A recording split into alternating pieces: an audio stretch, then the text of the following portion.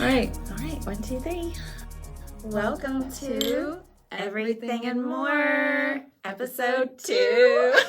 We're taking it one episode, one recording at a time. And I want to tell a story, so we're Yeah. going to take you back this time. let's take them back. Let's take them back to the beginning of Jeanette and Shay. Yes.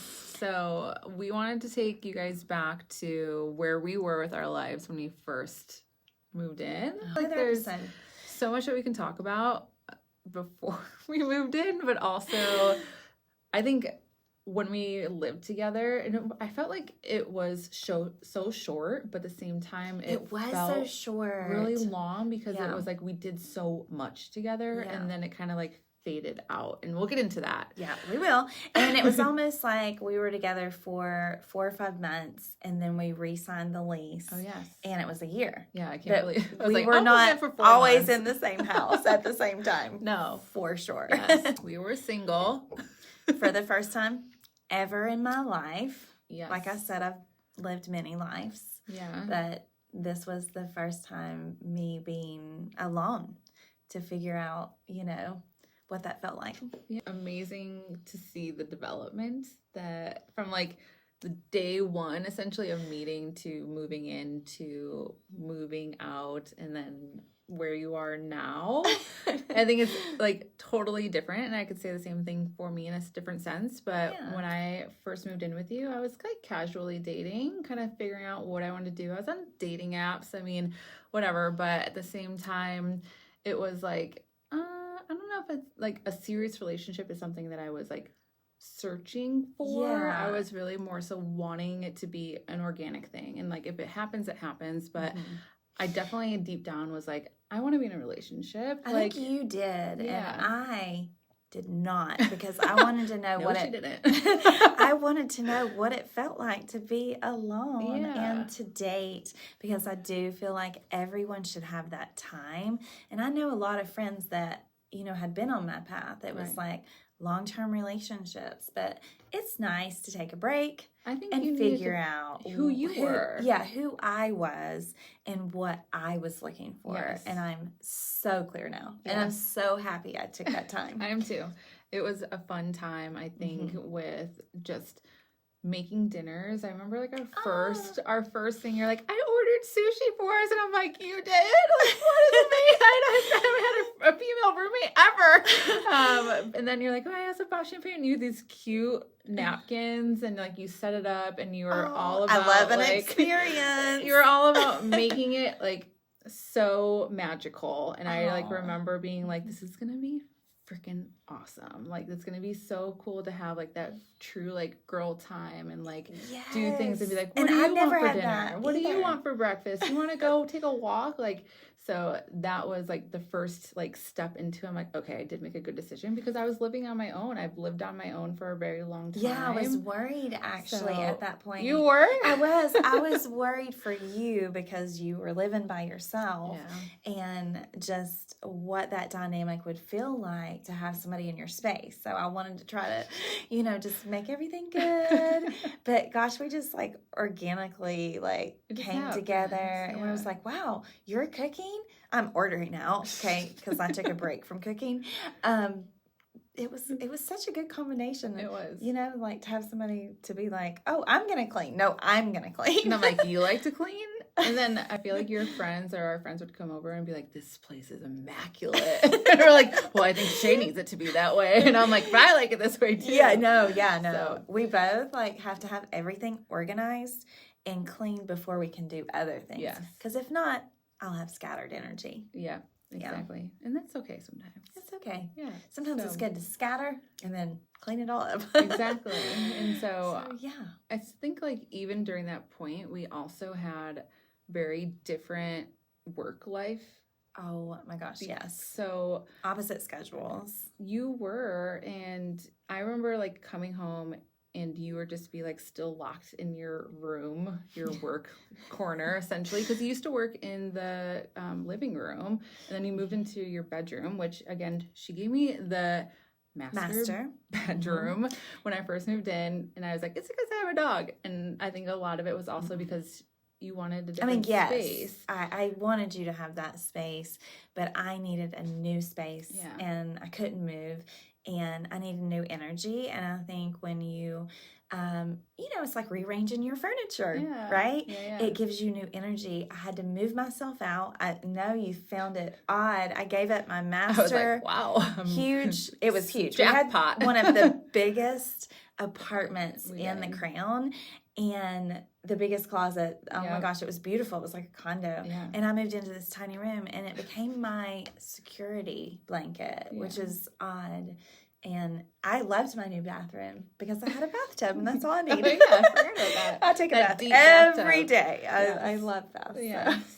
But it was definitely different because I feel like even though we had different life and like different kind of work schedules and just life schedules and different bring-ups and everything, it allowed us to find ways to connect and to find ways to make time for each other, which allowed a huge development. So that was a whole different thing that we can always get into is like how we helped develop each other. But I think another big one was when like I started a new job. So I moved in, it was September, and then I got a new job in October. That's a lot. I mean, I was terrible when I got a new job and my boyfriend back then would say, it's hard, it's a challenge. Yeah. It's an adjustment. It is. And I didn't notice too much, though. I felt like I was putting a lot more pressure onto myself. And I remember, like, you were hanging out with some other new friends. And I was like, okay, I am needing this space. I need quiet time. And you respected that. And I gave you that time when it was like, I was like, okay, Shay, it's Sunday. Like, it's 3, 4 o'clock. Like, when are these people leaving? But at the same I don't even remember who was over. You guys would cook dinner and dance and play all these different games. But it was definitely something where I felt like, okay, I'm now going into the office because I was able to be more flexible, but I was going into the office Monday through Friday, and it was a change for me because I used to not go into the office during the pandemic. You moved here during COVID. Yeah. So it was that change, and then you were still working at home. Yeah. And then it was... We never went back to the office after COVID. You went in for a couple times for some trainings. And I remember you had your pink little lunch bag. Because you're like, I have training. And I'm like, you have 5 days in the office. I had 5 days in the office in the past 3 years. But funny. It was fun. I think with your development of just like work in your career, it was definitely interesting. But like I said, I just wanted to make sure you were comfortable because going from living solo to having someone in your space, like I am good at picking up on people's behaviors and how you like things, and I mean how anyone likes things in order, and I just wanted to make sure that you were comfortable. And then, respectful. Yeah, you know what? People have roommate stories where the other person is just completely a disaster, meaning messy and all that stuff. And we never had that. We were in an adult situation, roommate situation, and it was almost like, wow, like you're doing. Oh, let me grab some stuff at the grocery store for you. I don't know. I was just like, wow, this is such a good dynamic. We were just 2 adults rooming together, and it was an experience. But anyway, so then we moved into a whole different dynamic with me being laid off. Oh, yes. I mean, I was going to probably retire from that career of 19 years, but I knew it was coming, so I had prepared mentally because we were so slow. So during the time we were living together, I didn't have a lot going on already, right? And here she is having to completely focus. Like work overload. Yeah. And I'm just like, hi, good morning. What are you doing today? I'm like, I'm going to work. She's like, I'm just waking up. I have my robe, my slipper. I'm going to make some coffee. Do you want anything for breakfast? Let's talk about our nights. And I'm like, I need to get in the shower. It was such a different time. I was grateful for the time and the downtime because you guys, before that had worked major hours before us. Like all of my life, 60 hours, and most of it was in the office, and that was awful. I mean, I've worked 11, 12 o'clock, high stress, had to go on high blood pressure. So looking back, all of that happened for a reason. I needed to slow down with work, recap, and now, I mean, well, we won't talk about now because I'm so happy in my career and glad it all happened. We'll get into that later. But going back to that 5 months of being laid off, I didn't realize it was a struggle till, about 6 weeks in, and I'm like, okay, nothing's happening here. So, I reached out to all my contacts. I was always you were grinding every day. You're like, look what I found about my resume.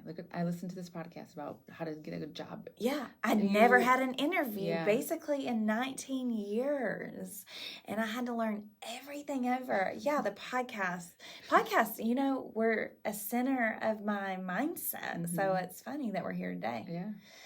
Yeah. But yeah, so I just tried to keep my health in check at first, going to boxing and to beam. Took me to a handful of boxing classes, which was a lot of fun. I remember you being like, look what I can do, and like all your push-ups and like your punching, and you let me take fun fact, I can do a real push-up. Yeah. I was like, dang, okay, Sherry. I was like, okay. So you definitely did a lot, and you had a great support, like just around you with friends and just people getting through. I think that was a big thing. Like you definitely took that time to learn about yourself, your health, and like just your overall well-being, because you're like, I need to take care of myself and go outside. I need to go for these walks. Like you would walk to beam. I would be like, it's cold outside. And you're like, I need to walk to beam. I'm not taking my car. I need to take some time. And you'd be doing that. I forgot about that. Yeah. It's my European mindset in a Southern body. Yeah. So you're definitely doing a lot. And I mean, that was something where I was very like, this is amazing. Like, how is she not going into that hole, essentially? I think a lot of people do. It was beam. I mean, it was boxing too, because you can like take it out for sure. But that infrared sauna, I will tell everybody, it's so life-changing. It's just calming. Yeah. It got me out of those days. It feels like a cleanse mentally. Yeah. It was good.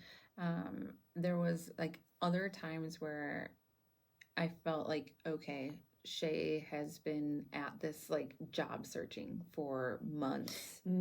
It felt like a long time. It was. And I would be like, she has not found a job yet. Like, are we gonna get kicked out of this apartment? Like, am I gonna have to pay for all this? Like, I had severance, by the way. I had 9 months of severance. But like, I was really trying, and that was something internally that was so hard. And like my coworkers in that department would talk about with me, oh, I could get an interview in 2 hours from directors of banks and this, that, and the other. You did a lot.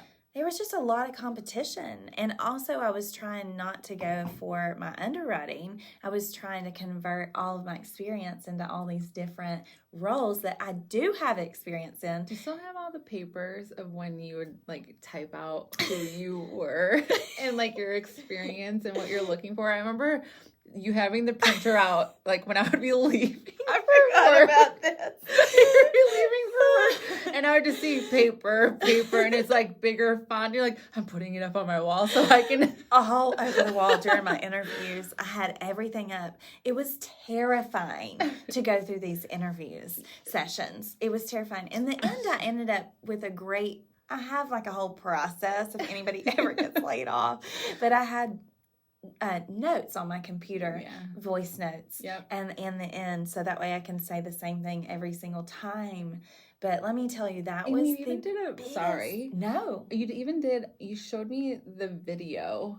Remember, you had to do an interview, like, and it was a video of yourself. Oh my goodness, I had to do a video interview, you guys. I was like, I didn't even think this was really a thing. And I have to tell you, I did so good on that video. You did. I was like, this needs to go viral and be an example video. And I never speak about myself doing good, but guess what? Didn't get that second interview again. I did not get a second interview, and I was referred by a director of a bank. But there was a lot of people. Last thing I'll say about being laid off, because you guys, I do have a whole process. So another just one big challenge of being laid off is all I'm going to say, because I could probably we'll talk a whole episode on it, because I do have a process and I'll lay it out for you. But one of the biggest challenges, and it really got to a lot of us underwriters, it was on LinkedIn, and we were seeing multiple recruiters stating they would post a job like in financial crimes, and they would say, if you're an underwriter, do not apply for these jobs. Oh, yeah. If you're on many different credit analysts, and I'm like, that is what we did, was analyze credit. And we just didn't get the credibility as underwriters when we were laid off. And I'm speaking from our, a lot of the people that were laid off there, that we deserved. And it was blasted on LinkedIn. So if you're a recruiter and you're posting something like that, I do not highly recommend that, because luckily I have a strong mindset, and that's all I'll say about the being laid off, because it was just, recapping, you just have to stay healthy and keep yourself in check. And you literally went from having a job that you felt like you were very secure in. You went from having a relationship. You went from having the job, the everything, and literally things that a lot of people I think wish they had, and they or maybe even at right now. And then you went to like ground zero. Everything was, and it was my decision. I almost think a lot of times that I always say, maybe all of this happened because I did end my security blanket of 8 years, and then I'm paying for that, You're after. paying for anything. Well, I know, but it's like I made that decision, and you've seen my life changed upside down in every aspect possible. And I learned a lot during that time. A lot. I mean, you even went through, we don't have to get into it because it's heavy as well, but you even went through a loss. Like you had Callie, and she was part of our household. Like she was her and Deza were like best friends, a key member of our household, and she passed away, and that was like another topic. It's giving me goosebumps, and we can talk about her another time. But she was so sweet. It was definitely something where it was literally seeing your life flourish and being amazing and like top notch to, okay, who is Shay? I don't think that you look back, and I don't think I knew who I was at that point. Just that's a lot of changes. Yeah. In a small amount of time. And it was wild to see. Well, not wild. I shouldn't use that word, but more of like very intriguing and very motivating to say you can have everything that your heart wants and that you want, and then just be like, okay, how can I rebuild? Like how you're like literally the caterpillar. No, maybe not this analogy, but you essentially are the person that like made something out of nothing again. And like that's where I'm still trying to make it, into, it's not going to look the same, and that's okay. I have this image in my head, and it's maybe going to make sense, but it's saying like you even eat the taco when it falls apart. Like keep eating the taco. Yeah. Or just like the aspect of saying keep like, going through the motions. Yeah, like even though it falls apart, it's still something, and you get to build it back how you want it to be, and you still are enjoying it, and still people love it, and you still bring joy to it, because like I am a big taco girl. I love my tacos, but at the same time, like I know things are going to fall apart, but I still love it. And that's how you were. Like, you still brought joy. You still brought love. You still brought exciting times. You still brought, like, a center. So, because you're strong. Yeah. I mean, I learned that from a young age. But it's okay. Yeah, it was a lot. And then you were starting this new job, and, like, you're a manager, and you're doing all these great things. And, pivoting it back to me. Yes. And so that's where, like, again, like, you came in at a time where I have never been in my life, where I didn't know this company. I kind of just took a jump to go work with this friend that I knew for a while, because I trusted his instinct and kind of his mindset and his career path. And that's where, like, I was like, okay, I can show up every single day and I am going to learn something every single day. I was I like, remember you said, as long as I learn something every Yeah. single day, I'm making, like a progress. I'm making some kind of positive influence on either myself or those around changing the me. company. And I was like, if Shay can go through the shit, the the shit. hard pieces, I can go through learning a new job. And That's so sweet, I'm like, I have health, I have my support, I have a lot of things that you didn't have at the time. And so I think that's where the opposite kind of came from. And that's where I'm like, okay, Shay can get through this, I can get through this. So like, again, I didn't know if I was going to get through it, but you did. Every single day you did. So Yeah. it was really good. So I think with that, it was a whole big thing. So we talked a lot. It was heavy. That was during heavy. those times. It Yeah. was heavy. And we could keep going. Yeah. It's so crazy. But let's jump to some positive things. Yes, let's do it. Yeah.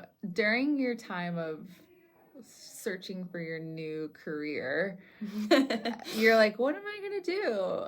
And I remember like very clear, you're like, I'm going to Paris. And I'm like, how are you going to Paris? Who do you know in Paris? And what are you doing in Paris? So I remember, I'll tell like my first couple things. So again, it was like right before the holidays, and Shay's birthday is also right during Christmas. So you can talk about that. But at the same time, she is very big into fashion, and she did a lot of scrolling. This is like another thing that we'll get into another topic of, but just the fashion, like how do I pack? And I remember the day before you left, you were still trying on your outfits, taking your pictures, and I was just trying to make everything perfect. Like Yes. I needed so, a tip of mine when I'm traveling is I do take pictures of every outfit to know which outfits and combinations I'm putting together and accessories. And I had smart. every day planned out. But guess what? You can't wear those outfits if your luggage gets lost. 24 hours into Paris, my luggage was lost, and I was devastated. And I go to Zara because I'm thinking, okay, I'll find something right away. Well, Zara in Paris was the worst experience. It was terrible. I couldn't find one dress. I feel like you ended up getting very basic, classic clothes that you had to like just rewear and just make out of nothing. But talk about Paris. Let's talk about why, Paris. Who, what. Okay, you did so in Paris. I first always go see my friend Dean in London, and Gabe, and so he's actually, we'll get into him. I cannot wait. Dean, we love you. We love him so much. We can talk up 2 or 3 episodes with Dean. So we'll have him on. But anyway, so I like to go see them annually. And then I had a new friend that I had just known been for a while. Yeah, a year, but we had never met. And my friends were so worried about me that we had a WhatsApp group, and it was like they were Have you heard from Shay today? When was the last time you heard from her? I remember my friend, I'm going to try not to call out names on this podcast, but my friend sent a message, just like, it looks like you're in a park in the grass. And I'm like, no, I'm actually in the apartment that I'm staying in the center of Paris. Actually, it's actually wonderful. I had the most Emily in Paris experience. We were really close to the Eiffel Tower.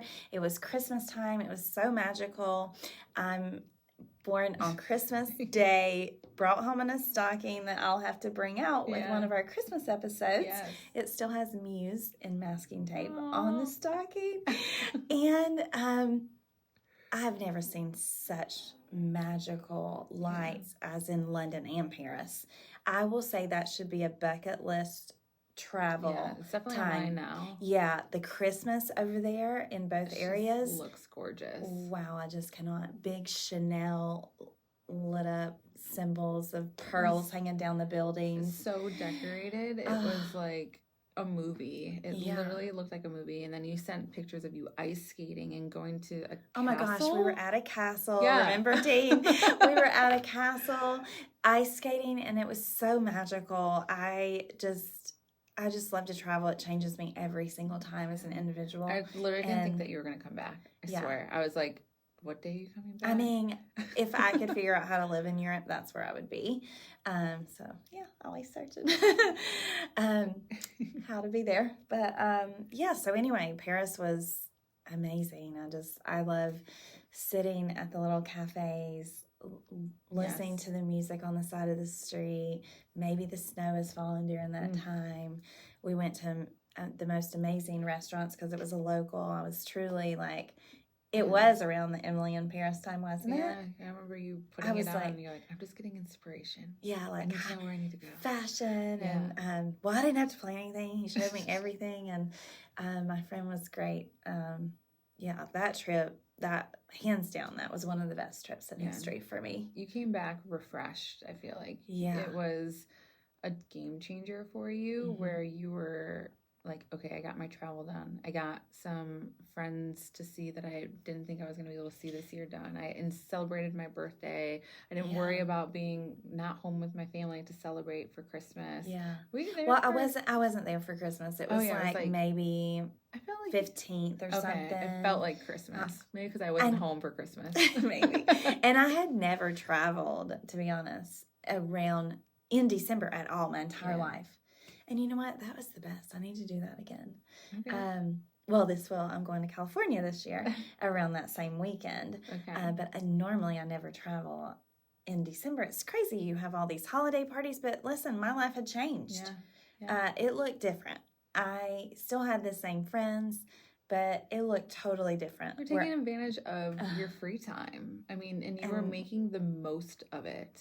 The most. Yeah, to the max. People traveling, like you made the most of it, which is a lot of people don't do. A lot of people can stay home and kind of feel guilty or sad or whatever it may be for themselves, and that's okay. But at the same time, I think you're a different personality, you have different energy, you have the ability to say, I'm going to do what's good and best for me. Yeah, let me eject myself from the worst time of my life. Yep. And then I'll land in Paris and London.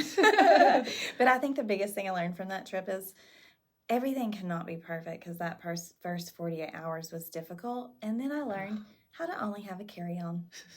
Yeah.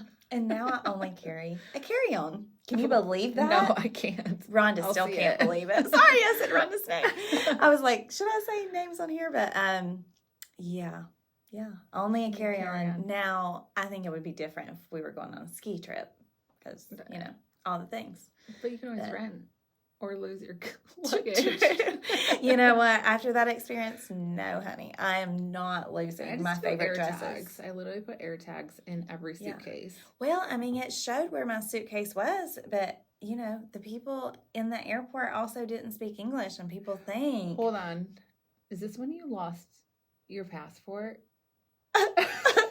Or is that Italy? That's Italy. Okay. We'll get to that on a different episode. Wow. That was... Georgia. Georgia. All right. 48 hours. Anyways, Paris was lovely. Paris was lovely. Anyway. That was a positive. Yes, it was good. I think that was right around the time as well. So I was starting a new career. I was also re-engaging with a past fling. Oh, yes. And now we're together. I'm not ready to talk about how we got together because that's a fun story, but that was, so you came back from Paris and you were kind of like, okay, you feel refreshed. I was starting a new job. I was also starting this new relationship, and I was going to Tennessee. I was going to Chicago. I was traveling for work. I went to Super Bowl. I went to Derby. I went to Tennessee. It was like every other weekend You were traveling. Gone. It was go, go, go. And it still is. It's kind of like goes and flows, but that definitely changed our relationship. Right. I went from having a roommate to not really having a roommate. We were thriving. We were doing thriving. We were doing a lot of, and we were starting our podcast ideas. We were waking up creative moments. Yes. Do you remember? Do you remember when we would go out the night before or the night after before? Now I'm like, what am I saying? We'd go out that night, and then I would wake up and I would always take the dog out, and then I would see if her door was cracked, Deza would like look, and then she would jump on my bed with me, and then we would just lay in us three would lay in bed together, just kind of talking about our day, talking about the night. Oh my gosh, we did! And you were bringing me back. And we would talk about just like what outfits do we need to buy, and like what are we doing, and like it was like having a sister. Yeah, because like I live down here in Charlotte by myself. Like my whole family is up north or scattered throughout the states, but I was like, Shay's like a sister to me. Like it was awesome. But at the same time, I was like, we are finding ways of still connecting and getting to know each other and learning and like finding ways of how to spend time together as your life was starting to kind of turn and my life was starting to turn in a different way. And like, it was definitely different. It was where we were like, okay, we know this is transitioning. We know that we are getting out of maybe this like apartment at some time. Cause I feel like it was cause our lease, we signed in September and that was 4 months. So it was like literally January when we were supposed to move out. Oh yeah, it was January. So it was like, okay, we just signed another year because we originally did 4 and we just signed another year. And it was like, okay, crap. Like, am I getting into this like more relationship and are you staying here? So there's a lot of stuff that was going on during that time, but a lot of changes. Yes. So it was like, okay, how can we figure out what's next? I think you also prepared me to like live by myself. That's true. Because you were gone. I was gone a lot. And not to rely on you to cook me dinner. No, I'm just kidding. You made dinner too. No, I made some great like Mediterranean bowls. You made meatballs. You made some great things. You would watch me make my breakfast meals. Like your breakfast wraps were so good. Oh man, I need to. But yeah, like you prepared me because you were gone. You were with Cole and like building your relationship really. Yeah. And then also with work, you were gone a lot. Yeah, so it changed real quick, like very for us. Quick. Yeah. It was like a fast moving in and then a fast almost like moving out because you also were starting a new job then. So I started my new job while you were in. It was like right when I was starting to move out. Right, move out just temporarily. Yes. That's right. I started the new job. You moved out temporarily, still had your stuff there. Yeah. And then I'm really by myself. Yeah. So I'm like, this is what it feels like. Yeah. Yeah. So. I mean, it was uncomfortable at first for me. But now I'm like in my own skin in it. So and you were able to learn what you liked, how you liked the apartment and how to kind of make it your own. Yeah. So it was really good. I think there was a lot of development that we all had, but living together was just like so much fun and so much time for us to like understand how do we learn ourselves, but how do we build each other, but how do we like transition in life. And I think that was huge. It was. I mean, we were there for each other in a lot of different ways. Yeah. I don't even know if we knew it in the midst of all the changes. Yeah. And I mean, we did though, because I don't know what I would have done without you, without Callie.